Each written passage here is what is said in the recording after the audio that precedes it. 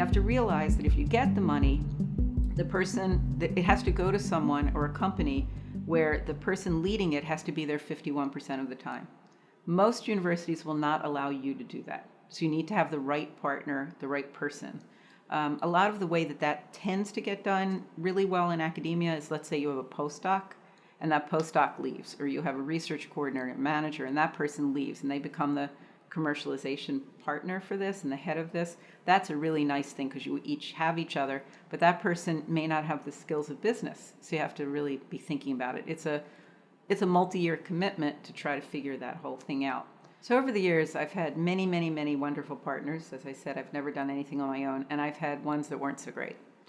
And so I think that what you need to do is be honest when you're looking at this person, because some people are so desperate to find their business partner that they'll ignore red flags, they'll not really check the references.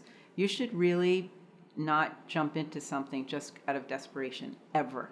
Like, period, no, never, okay?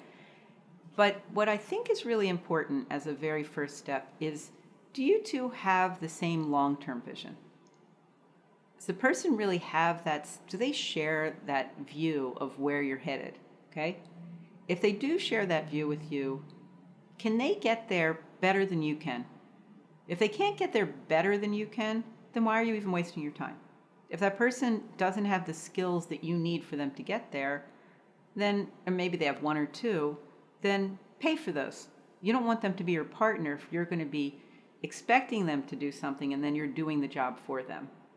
So, for example, if you hire someone because they're supposed to be a business person, but then you're telling them how to find customers, what to do, and it's like, wait a minute, that's your job. Like, you have to really be clear about roles and responsibility and what you're expecting, and start with something small and end it quickly, right? Just really end it very, very quickly. There was a thing I learned once from Wharton about, like, once you know that someone should be fired, it should take 10 minutes. I've never done that, but that makes sense. Like, you don't want it to drag on, particularly when you're in this fast-paced world. If something isn't working, end it. Keep your team small, tight. Don't get people you don't need. Don't pay for things you don't need. If you can do it, do it. But the other person has to add value. And that is really important. You also, of course, want somebody who's incredibly ethical. You never want your credibility to be tainted because you're working with someone who's not credible. And you want them to respect the fact, rather than to belittle you, that you're a researcher, that you're going to be thinking about things in a way that won't be always getting the next dollar, that you're going to be staying in this role of, I'm trying to advance the science, because if you stay in academia, you need to do that. You need to really trust your gut for that other person, and treat them in the same way that you would be evaluating them for other roles, and not sell yourself short, right?